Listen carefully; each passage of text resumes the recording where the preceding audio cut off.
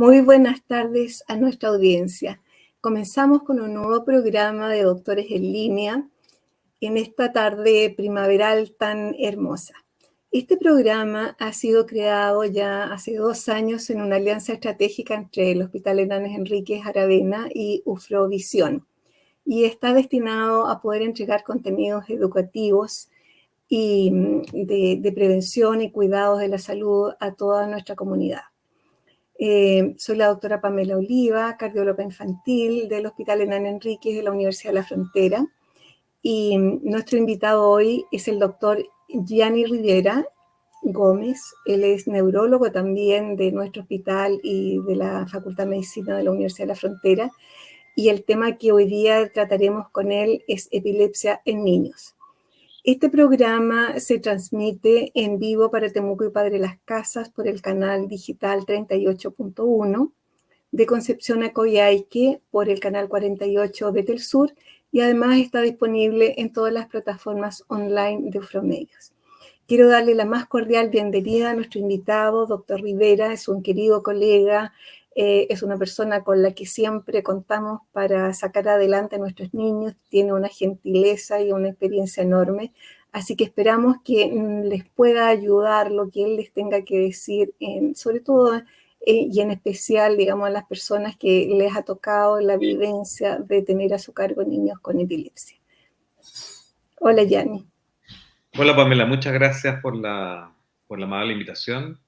Esperamos en estos minutos tratar de resolver algunas dudas en relación a este cuadro que es muy frecuente. Perfecto. Bueno, además está decirle a nuestros auditores que pueden hacer preguntas a través de Facebook para que el doctor Rivera les pueda responder oportunamente. Vamos a partir entonces. Gianni, ¿nos podrías contar qué es epilepsia en términos muy simples? Bueno, partir un poco con la historia de este cuadro, de dónde viene la palabra epilepsia. Viene del griego, que significa, una palabra que significa epilembanein, que significa sobrecogida o tomar a una persona por sorpresa. La epilepsia, dentro de las enfermedades neurológicas crónicas no infectológicas o no transmisibles, es una de las más prevalentes a nivel mundial. Tomando en cuenta la parte pediátrica y adulto, debería ser la enfermedad neurológica no transmisible más frecuente. Es importante definir dos grandes áreas acá. Las epilepsias como enfermedades como tal, que son un grupo muy importante, muy frecuente de muchas enfermedades que pueden dar epilepsia, y la crisis epiléptica, ¿ya? En el fondo, las epilepsias, que se habla en plural porque son muchas enfermedades relacionadas entre sí que dan los mismos síntomas, son un grupo grande de enfermedades que se producen en un cerebro que está predispuesto a tener crisis recurrentes no provocadas por un insulto específico, por ejemplo, una intoxicación, una baja de azúcar, por ejemplo. Eso no es una epilepsia, son crisis sintomáticas provocadas por algún insulto al cerebro agudo. La crisis epiléptica o la epilepsia como tal son crisis recurrentes en el tiempo, tiene que ser más de 2 crisis separadas por 24 horas, es una definición clásica actual, y también se puede definir por una crisis, pero con un alto riesgo de tener una segunda o tercera crisis en un cerebro que ya tiene alguna estructura con algún tipo de malformación estructural o alguna predisposición a tener más crisis. Y lo otro son los síndromes epilépticos que conocemos en nuestra especialidad, por ejemplo, algunos síndromes específicos del lactante, como el síndrome de West, la epilepsia ausencia, cuando ya tienen, o epilepsia rolándica, cuando ya tienen una crisis y el cuadro muy sugerente, uno ya puede hacer el diagnóstico. Perfecto. Tú mencionabas que esto tiene un componente genético importante. ¿Nos podrías hablar un poquito de eso? Claro, ahí entramos a las causas de las epilepsias. Como dije al inicio, las epilepsias son un grupo de enfermedades muy variables desde el punto de vista de las causas, de la etiología, y hay varios tipos de causas que nos pueden dar la epilepsia. Dentro de ellas están las epilepsias genéticas, que son mucho más frecuentes en la infancia, en la parte la parte pediátrica. En cambio, en los adultos aparecen ya otras causas, por ejemplo, sobre los 60 años ya aparecen las enfermedades cerebrovasculares, los accidentes isquémicos infartos cerebrales o hemorragias que pueden dar algunos tipos de epilepsia o tumores.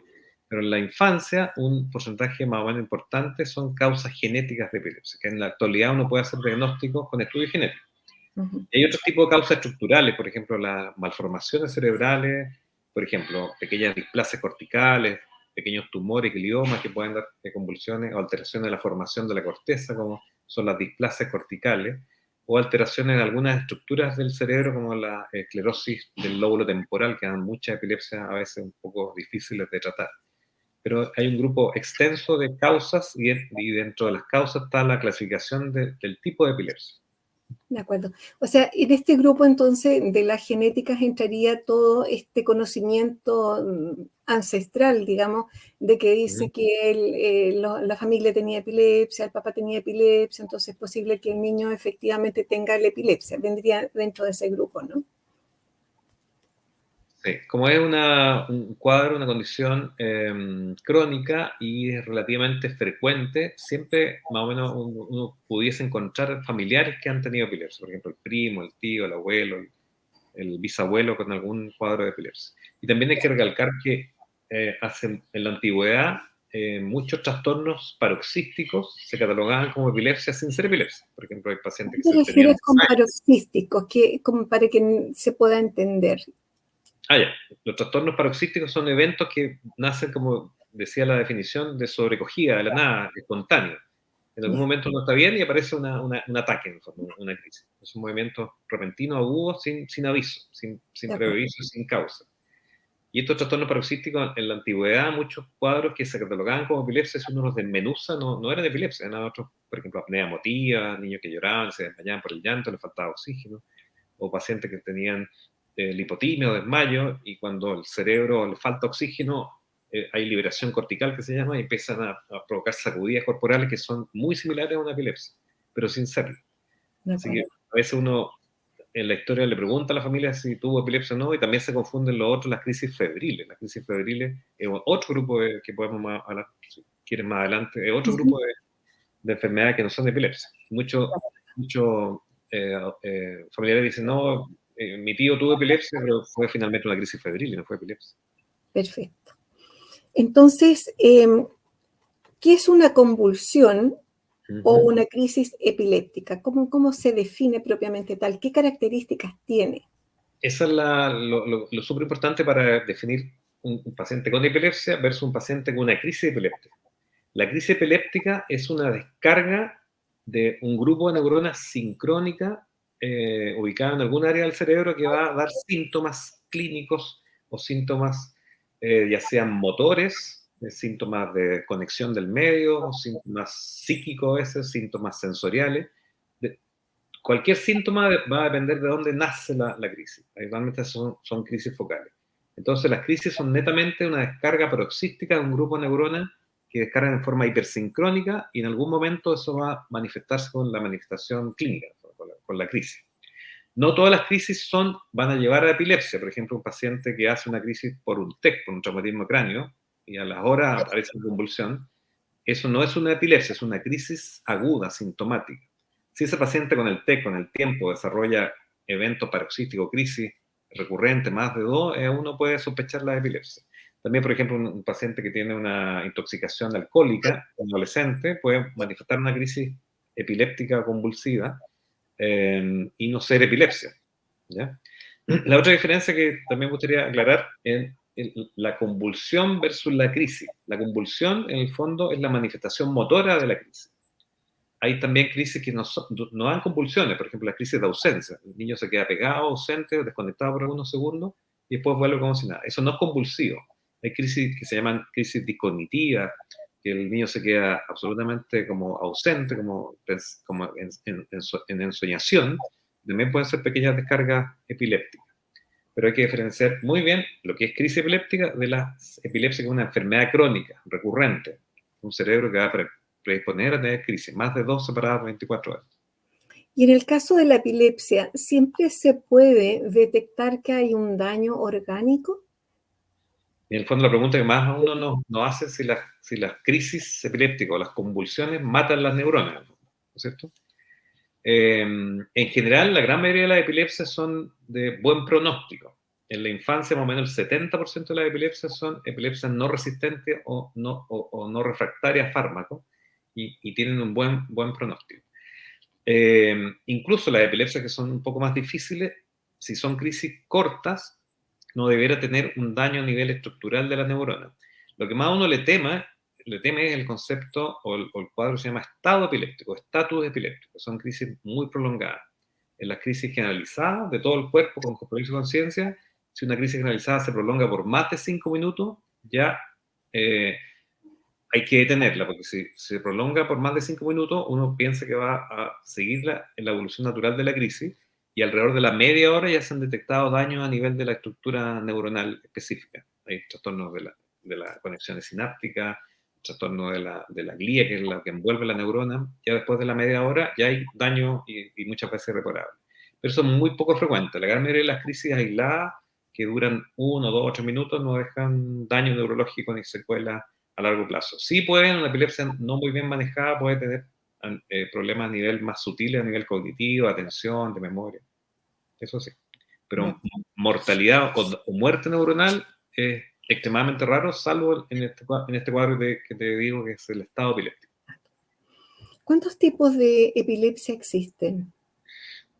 En términos generales, uno clasifica la epilepsia dependiendo del origen, de dónde nace la actividad epiléptica. Hay epilepsias focales de un lado del cerebro, por ejemplo, el hemisferio frontal derecho, nace la actividad epiléptica, se llaman epilepsias focales. También están las epilepsias generalizadas, que se difunden rápidamente en los dos hemisferios. Esa es la clasificación clásica, síndrome epiléptico focales, generalizado, y también hay combinado, focal y generalizado.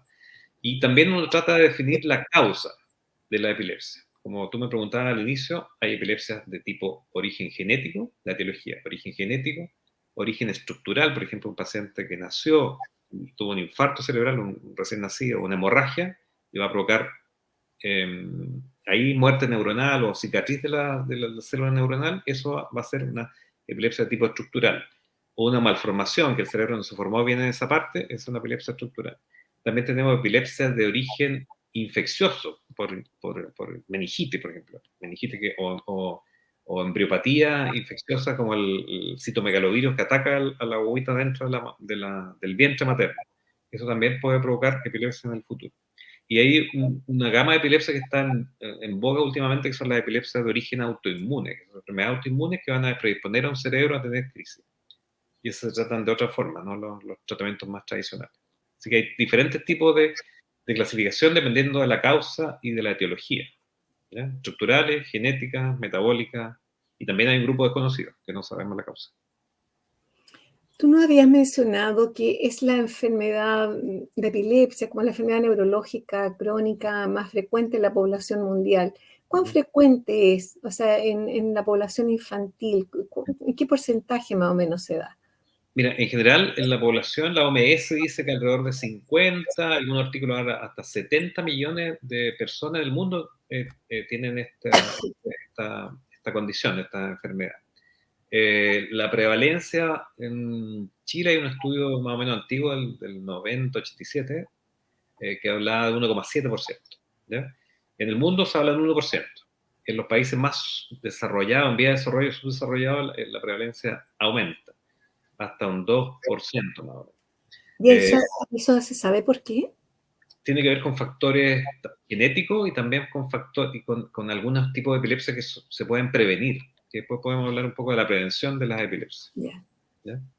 Pero más o menos un 1%. Si estamos hablando, en la incidencia acá en Temuco deberíamos tener alrededor de 200 o 150 casos nuevos al año, y la prevalencia en el sentido de los pacientes en control deberíamos tener alrededor de 3.500 a 4.000 pacientes en control. Es una enorme cantidad.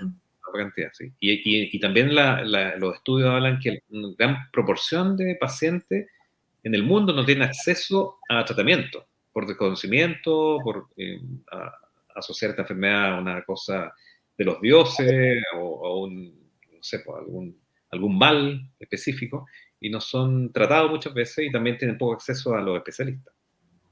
En Chile no estamos tan mal en relación a eso, porque tenemos un programa de epilepsia bastante bueno a nivel ministerial. Y está en el GES. Está en el GES, también está en el GES o en el auge. La epilepsia no refractaria, sí.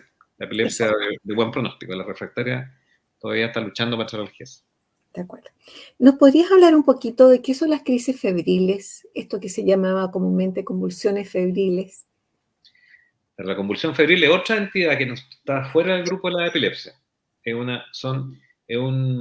el fondo, un grupo de niños que se presenta edad dependiente, significa que aparece alrededor de los 6 meses, se puede repetir esta crisis por fiebre hasta los 5 años, y son crisis provocadas por el alza febril.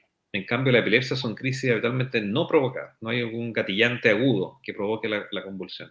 En estos casos son niños que alrededor de los 6 meses, en promedio del año y medio, por una alza brusca febril, hacen una descarga eléctrica y convulsiva. Se dejó de usar el término convulsión febril porque, como les decía al inicio, no todas las manifestaciones clínicas son convulsivas. Pueden haber pequeñas desconexiones o incluso pérdidas del tono, como verdaderos desmayos o lipotimia. Y las crisis febriles tienen un súper buen pronóstico, ¿no? También se ha estudiado mucho al respecto y en general no provocan daño neurológico en el futuro. Y por ende, en general no se tratan, salvo situaciones puntuales de crisis febriles muy recurrentes, en niños muy pequeños, en pacientes muy rurales que no van a tener acceso a un sistema de salud de urgencia. Uno a veces les deja tratamiento en forma prolongada. Pero tienen un súper buen pronóstico y en general no dejan secuelas a largo plazo. Tampoco tienen más probabilidad de variar o mutar hacia una epilepsia. En las crisis febriles, la probabilidad de desarrollar una epilepsia en el futuro no varía más que la prevalencia mundial, 1,7 o 2%. Perfecto. O sea, en estos casos, un niño que ha debutado con esta crisis febril, la única prevención futura sería evitar que tenga fiebre, pararla a tiempo. Sí, es una de las medidas que uno le dice a la familia, pero las crisis febriles, como tienen también una condición genética, porque eso sí tiene predisposición genética. Habitualmente el hermano, el papá o la mamá han tenido crisis febril, el abuelo. Eh, la baja temperatura, también hay trabajos que dicen que solo mejora el confort. No baja la recurrencia de la crisis febril. Hay dos grandes grupos de crisis febriles, la simple y la compleja. Las simples pueden haber uno o dos crisis en la vida o tener algunas características especiales, por ejemplo, durar poco tiempo, ser generalizada o no repetirse en el mismo día. Son crisis febriles simples y la probabilidad de recurrencia es más baja. Las crisis febriles complejas tienen una mayor tasa de recurrencia, pero incluso recurriendo a las crisis febriles no dañan el cerebro. Por eso en general no las tratamos. Salvo lo que te decía yo, el paciente muy rural, el paciente que ha tenido 6, 8 crisis febriles, o hace un cuadro que se llama estatus febril, que son crisis febriles de más de media hora. Eso podría tener algún grado de mayor riesgo. Pero en general son una patología bastante benigna, de buen pronóstico, que no aumenta el grado de riesgo de epilepsia en el futuro. Perfecto. ¿Cómo se hace el diagnóstico entonces de una crisis de epilepsia y quién hace el diagnóstico? Claro, primero la sospecha del evento, que sea una crisis real. Por eso hacemos dos grandes diferencias, trastornos paroxísticos o crisis de origen epiléptico y de origen no epiléptico. Cuando sospechamos una crisis que es de origen epiléptico, el diagnóstico, la hipótesis de diagnóstico lo hace cualquier personal de salud, habitualmente los médicos que están en la atención primaria, médicos generales, familia, pediatras, que sospechan la crisis y derivan a la atención secundaria o terciaria, en este caso a los neuropediatras o neurólogos infantiles. Y ahí hacemos la descripción diagnóstica. El diagnóstico es eminentemente clínico, es asociado a la anamnesia, a lo que cuenta la familia, a lo que uno ve, lo que cuentan las tías del colegio, por ejemplo. Y ahora como tenemos el gran apoyo de las videocámaras, de los teléfonos, nos ayuda mucho el que graben la crisis, para diferenciar si esto es verdaderamente una crisis de origen epiléptico o una crisis de otro origen. Y hay muchos cuadros diagnósticos diferenciales de crisis epiléptica. Perfecto. Ahora, hay dentro de las manifestaciones visibles que podrían las personas detectar como posibles epilepsias, ¿cuáles serían las más frecuentes para que ellos estén en alerta? ¿Qué cosas ellos pueden ver corporalmente, sensorialmente, en fin? Bueno, ahí también depende del grupo etario, de la edad, ¿ya? Cuando es más chico el niño, porque por el recién nacido, lactante, a veces es más difícil diferenciar si es algo epiléptico o no, porque el cerebro está en maduración en el fondo. Incluso los pacientes, el lactante chico, un evento de apnea, que es dejar de respirar, puede ser un sinónimo de algo, descarga eléctrica normal en el cerebro. Un paciente que hace pequeñas desconexiones, tira los ojos hacia arriba en periodo lactante, o pequeños saltos, mioclonía se llama eso, pueden sugerir un cuadro de epilepsia. En los niños ya preescolares o escolares ya están las manifestaciones más típicas, que son los dos grandes grupos, las crisis generalizadas, que son la más típica tónica, que es un aumento del tono del organismo, del cuerpo, perdón, y después viene la fase clónica, que son sacudidas, saltos. Esa es la crisis tónica clónica generalizada, que muchas veces se asocia a cianosis, que es coloración azul de los labios, de la cara. Siempre las crisis habitualmente ven de las más generalizadas, más tónicas clónicas, van asociadas a cianosis. En cambio, la diferencia con los desmayos, el desmayo es muy pálido, habitualmente hay mucha palidez. En la crisis epiléptica es raro que tengan palidez. Se coloca un color más cianótico, más terroso, pero palidez como tal hay que sospechar otra cosa, un evento más cardiogénico probablemente. Y las crisis focales pueden ser pequeñas manifestaciones de movimientos sacudidas de la extremidad superior, movimientos endofaciales de la cara, empezar a guiñar un ojo, y estas pueden ser con compromiso de conciencia o sin compromiso de conciencia. El niño puede estar moviendo la hemicara o el lado de la cara y estar consciente, viviendo su crisis, pero también puede haber una crisis con compromiso motor, con compromiso de conciencia.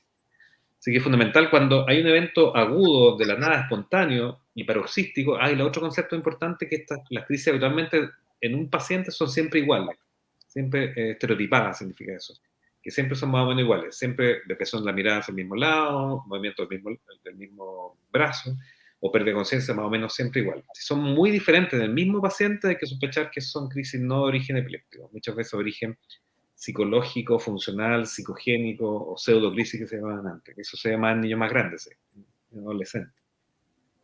¿Se requiere algún examen? ¿Sí?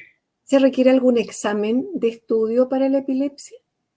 Claro, cuando uno sospecha el diagnóstico, nos orientamos, nos apoyamos en exámenes complementarios de laboratorio, y el más importante de todos es el electroencefalograma. ¿Ya? El electroencefalograma son electrodos que se colocan en el cuero cabelludo y que tratan de registrar la actividad eléctrica de las neuronas que están bajo el cráneo.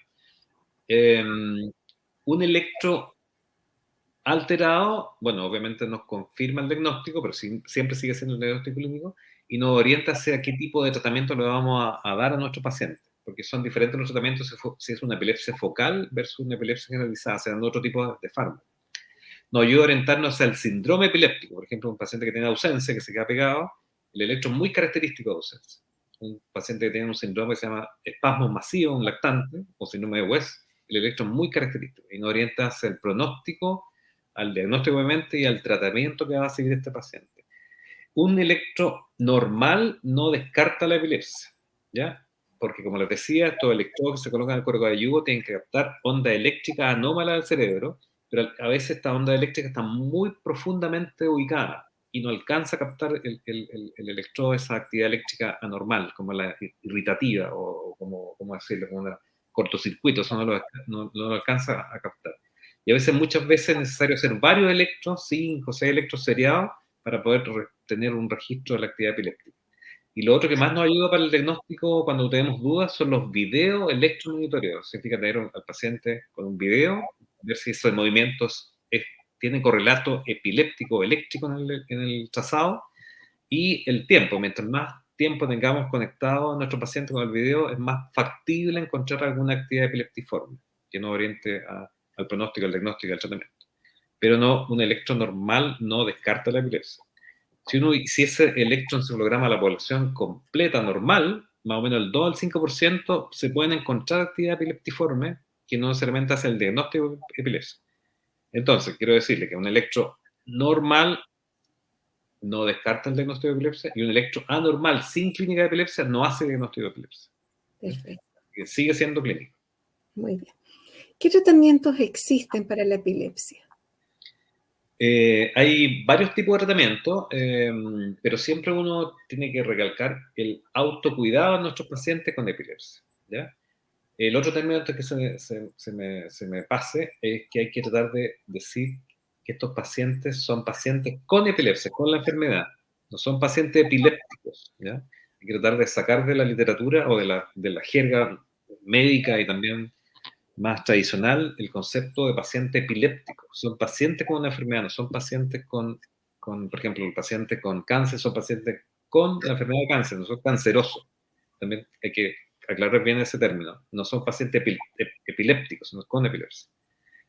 Los tratamientos parten con un buen diagnóstico, el autocuidado es fundamental. Un paciente con epilepsia tiene que tener un estilo de vida más o menos eh, saludable, con horarios de respetar el sueño, tomarse bien los medicamentos, evitar el estrés, la angustia, los cuadros infecciosos que pueden gatillar más crisis. Y parte los tratamientos con los fármacos antiepilépticos. Más o menos el 70% de las epilepsias va a responder a los fármacos antiepilépticos. Y ahí los fármacos, como les decía, depende de cada síndrome epiléptico en particular. Si no responden a los fármacos, dos fármacos o una combinación, un fármaco, perdón, o una combinación de dos fármacos o una buena dosis, si no responden a este tratamiento, uno habla de epilepsia resistente o refractaria.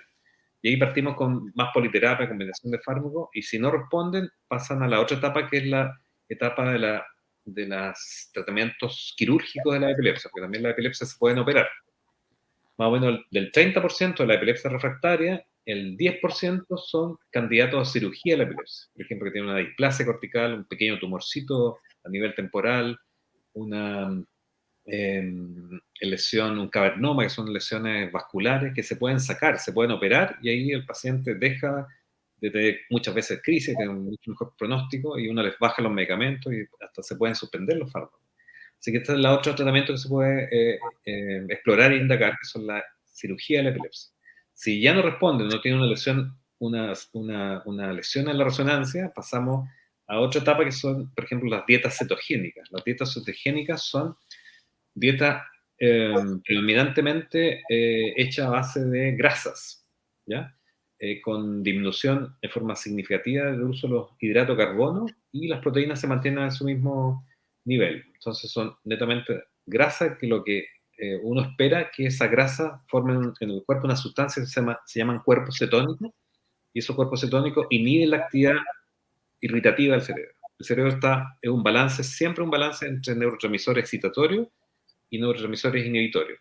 Entonces, lo que hace la dieta cetogénica es aumentar los neurotransmisores inhibitorios para evitar la descarga eléctrica y la manifestación clínica de la epilepsia. Si ya no contamos con esa respuesta positiva, tenemos el uso de un tratamiento quirúrgico, pero no a nivel como cirugía abierta, sino que se llama el estimulador vagal, que es como un marcapaso que se coloca como los marcapasos que usan los cardiólogos. Hice un estímulo, un cablecito que va al nervio vago, y eso va a dar impulsos eléctricos que van a desincronizar la actividad epiléptica en la corteza. Y eso es bien cómodo porque algunos pacientes que tienen el aura de la epilepsia, o que el aura es como el aviso, se colocan como un marcapaso, con el marcapaso con un relojito acá, y lo hacen, se aproxima al marcapaso, y eso provoca estímulo eléctrico, y eso inhibe muchas veces la crisis generalizada o focal. Es un tratamiento que está disponible en Chile, es extremadamente caro, hace algunos años valía alrededor de 10 millones, así que está mucho más caro.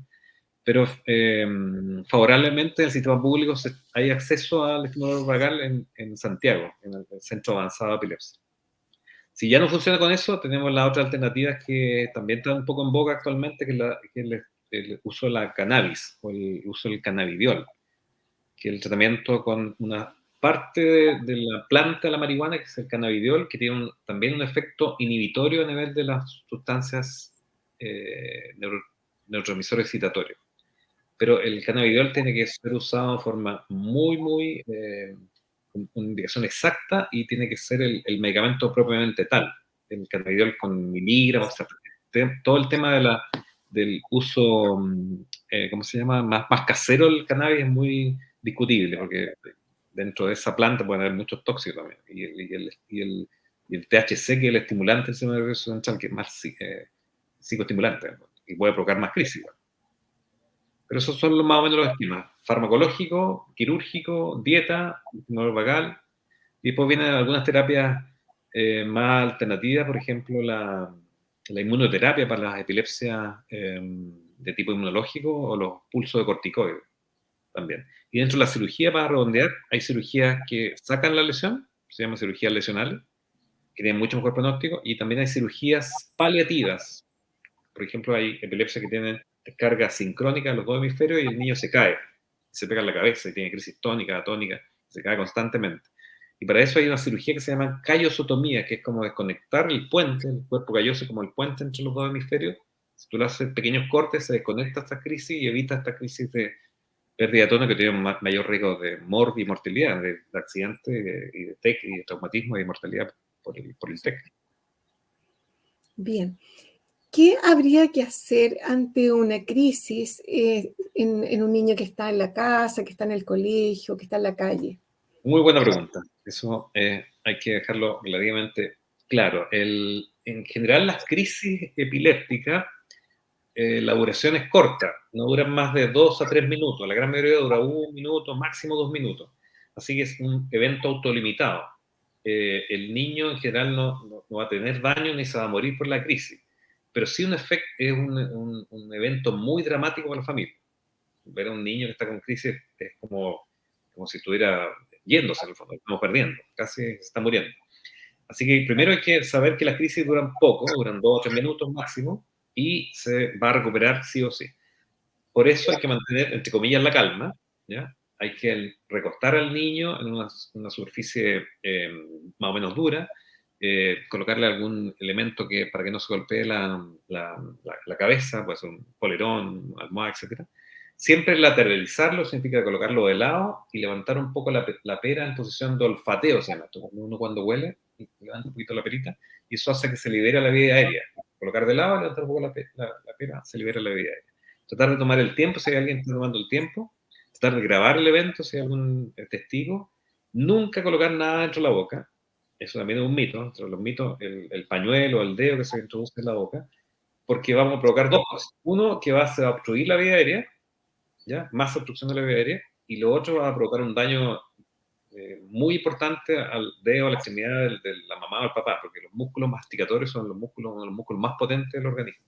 Eso puede provocar incluso laceraciones o fracturas de los dedos del papá o la mamá. Y además que va a disminuir la entrada del aire. En general, la mordida no provoca daño. En algunos pacientes puede provocar una pequeña mordida a nivel del lateral de la lengua, pero es súper contraproducente tratar de abrir la mandíbula, porque si tú abres la mandíbula, puedes hacer una luxación de la mandíbula y dañar la dentadura también. Así que por ningún motivo colocar nada en la boca. Y lo otro, mientras el niño no recupere la conciencia, no dar nada por la boca, nada, ningún azúcar, ni agüita con azúcar, ni líquido, porque si está inconsciente el niño, eso lo va a aspirar y va a provocar un cuadro más grave, que es una neumonía por aspiración, y va a tener la UCI intubado. Así que no darle nada, acompañar al niño hasta que se recupere. Después de la crisis viene un periodo que se llama periodo posictal o de sueño profundo, y hay que dejarlo que duerma, ¿ya? Si es un primer evento y nunca ha tenido nada antes en la vida, hay que llevarlo con un servicio de urgencia. Si es un paciente con epilepsia ya en control y tratamiento, no es necesario correr al servicio de urgencia. Hay que mantener la calma, dejarlo de lado, contenerlo, evitar que se golpee, soltar un poco la ropa. Y si está con fiebre y no despierta, ahí obviamente hay que llevar algún servicio de urgencia. Pero uno lo puede manejar en la casa. Y como les repito, las crisis en general siempre son cortitas, 30 segundos, minuto, 2 minutos. Si la crisis se prolonga más de 5 minutos, hay que pensar mal, porque hay más riesgo de crisis estatus epiléptico. Y otra cosa, siempre les digo a la familia para que aterrice el tiempo, porque uno cuando ve a un paciente que llega a la urgencia o hospitalizado, siempre la familia, como un efecto tan dramático, un evento tan dramático, la duración parece mucho más eterna. Siempre dicen, no, estuvo con 10 minutos, 20 minutos convulsionando. Yo siempre les digo que hagan la asociación entre una canción de un disco. Normalmente las canciones de los discos duran 3 a 4 minutos máximo. Y cuando uno les dice eso, en realidad duró 30 segundos o un minuto. Así que es una buena técnica para ver los tiempos. Perfecto. Ahora, Hay que esperar que se recupere bien de conciencia, obviamente, pero ese periodo de recuperación de conciencia posictal, ¿cuánto demora como para que le digan ya, ok, párate, camina y ahora anda, no sé, a la sala de tanto, te puedes ir para la casa, en fin? ¿Cuánto demora Ahí más o menos? depende de la intensidad de la descarga eléctrica. Mientras más intensa la descarga eléctrica a nivel cortical, más rato el niño va a dormir.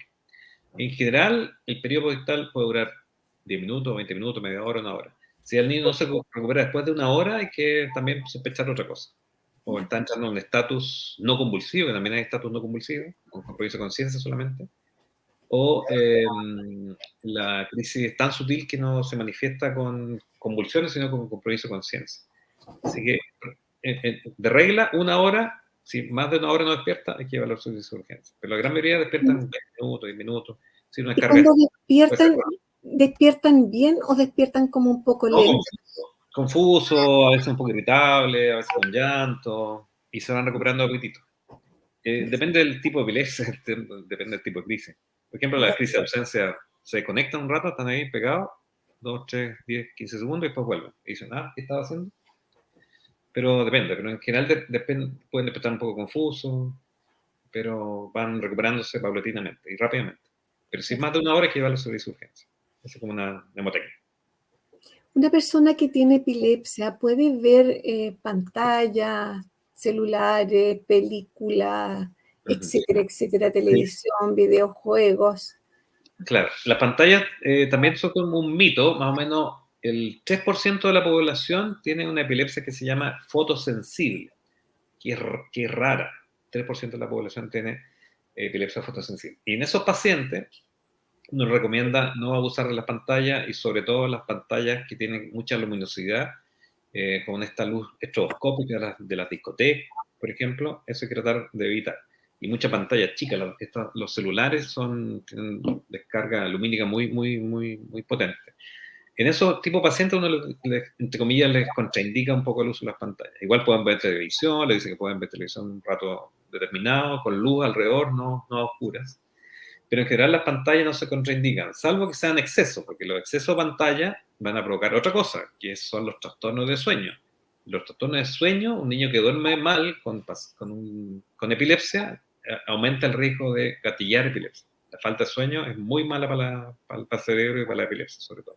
Y un gatillante de crisis. Así que las pantallas son contraproducentes en ese sentido, que a veces afectan el sueño.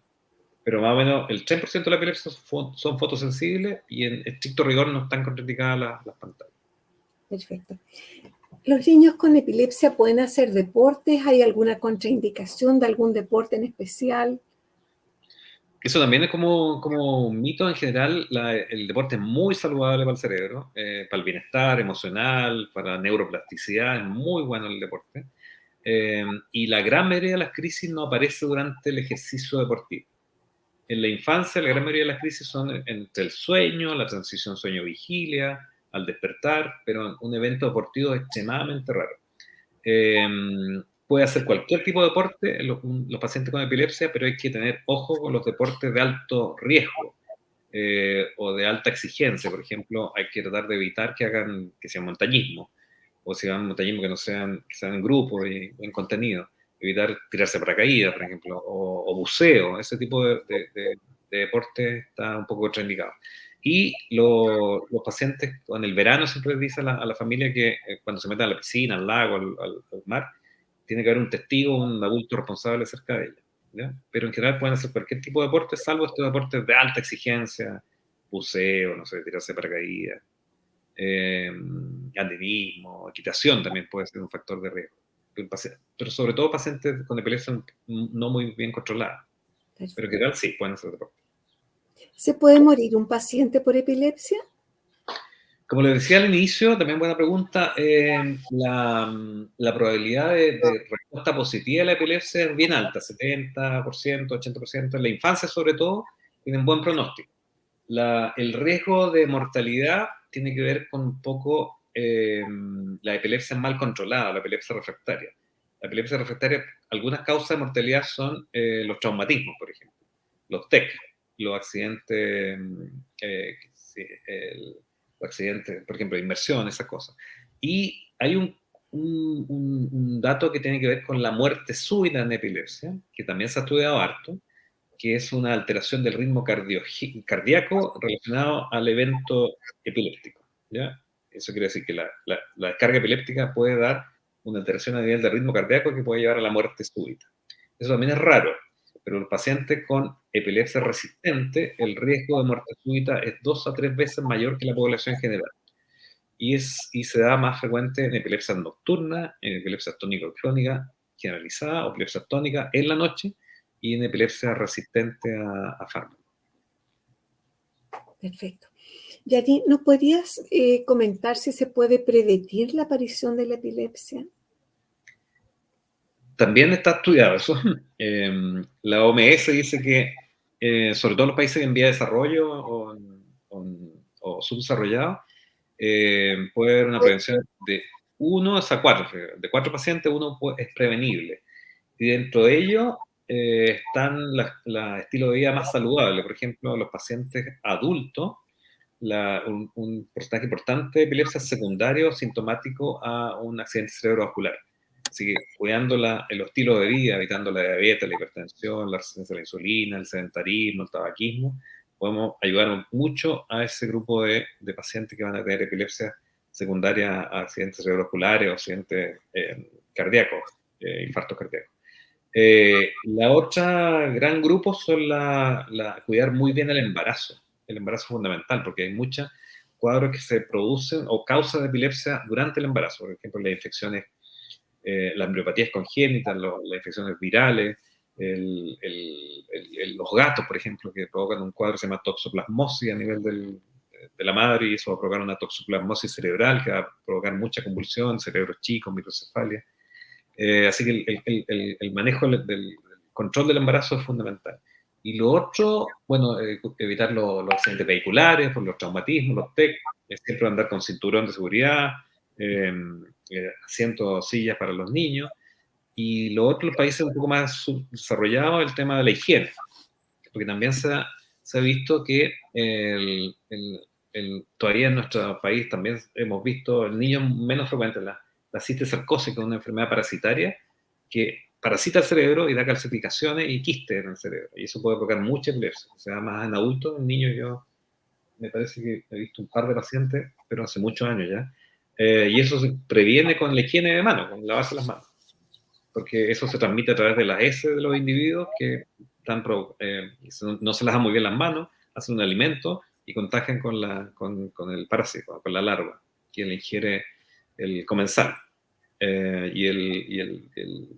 Y estos, ¿cómo decirlo? El que lleva el parásito, el chancho, en el fondo. El chancho está ahí, un alimento mal preparado también, un porcino también puede provocar la ingesta de las larvas. Así que la higiene también es fundamental para la prevención. El tabaco, las madres no pueden fumar, por ejemplo. Yo tengo varios pacientes que han fumado durante el embarazo, salen con niños prematuros, con bajo peso, que hacen hemorragias intracraneales por la prematurez. También evitar el tabaco, obviamente las drogas, y el buen control del embarazo. Son cosas prevenibles a nivel general. Perfecto. Yanni, estamos terminando nuestro programa, ya ha pasado el tiempo, nos ha podido contar hartas cosas interesantes y yo te quiero hacer una pregunta extra que no tiene que ver directamente con la epilepsia, pero que tú la mencionaste tangencialmente y que tiene que ver con, yo quiero saber tu opinión como neurólogo, de qué daño está provocando el exceso de pantalla en nuestros niños y en nuestros adolescentes. Sí, es un gran temazo, es para otra Eso es charla. un tema para otra charla, pero por lo menos dinos un par de palabras para introducir este tema por la relevancia que tiene. Bueno, en términos generales, lo que dice la Academia Americana de Pediatría, el mundo pediátrico y también neurológico, es que los niños desde los 0 a los 2 años deberían tener cero acceso a pantalla, cero. ¿Ya? Entre los 2 años y 5 años, 1 hora de pantalla. Y después de los 2 años, máximo 2 horas de pantalla. ¿Ya? También hay trabajos que hablan que el exceso de pantalla en niños menores de 1 año, 2 años, 1 año, sobre todo menores de 1 año, aumenta mucho el riesgo de espectro autista, que también es explosión demográfica, el espectro autista. La pantalla también, sí, el uso de las pantallas también provoca algunas alteraciones son adictivas las pantallas, sobre todo las pantallas chiquititas, porque provocan descarga de neurotransmisores, como las drogas, ¿ya? Y van provocando adicción. Y el niño se le saca la pantalla, obviamente va a alterar su estado anímico y va a provocar mucha irritabilidad en el niño. Lo social, ¿para qué decir? El retraso del lenguaje, estamos a la orden del día. Las habilidades sociales se comprometen, porque el niño, el preescolar está viendo pantalla, no está viendo caras, formas, figuras, gestos, solamente pantalla en diferentes colores. Trastocan todo lo que tiene que ver con el sueño, y al dormir mal, el niño tiene menor desarrollo a nivel, o menor aprendizaje, tiene más riesgo de tener trastornos atencionales, mal humor, irritabilidad, el dormir menos por las pantallas. Hay todo un proceso fisiológico que tiene que ver con la saciedad, con alguna hormona de la saciedad que se producen durante el sueño, y al otro día el niño que duerme poco porque tuvo mucho acceso a pantalla va a tener mayor ingesta alimentaria, aumenta la obesidad. Hay una serie de cosas que se tocan con el uso de las pantallas. Así que mejor hay que vivir la vida, ejercicio, deporte y sacar la tele y las pantallas. Dentro de las pantallas, las menos dañinas era la televisión, ¿eh? Hace algunos años uno trataba de prohibir la televisión, ahora lo que más dañinos son los dispositivos chicos, sobre todo los celulares, las tablets. Así que más o menos eso. Un gran tema que ojalá podamos abordarlo más en profundidad en el futuro, pero qué interesante lo que nos dijiste, porque realmente lo que estamos viendo es bien del terror. Así que ojalá que haya quedado también ese mensaje en nuestra población y podamos cuidar mejor, digamos, el tiempo libre de nuestros niños. Ojalá que tomen harto aire, que jueguen, aunque se caigan, porque eso es parte de la vida. Entonces, esos costaleos son parte de las anécdotas también que quedan para contar en el futuro, creo yo. Yani, te quiero dar unas enormes gracias por tu entrevista, por ayudarnos a difundir este tema. Así que eso, un abrazo muy grande y invitamos a nuestra comunidad de audiencia para la próxima semana con un nuevo tema de Doctores en Línea. Muchas gracias a todos, buenas noches. Muchas gracias, que estén bien.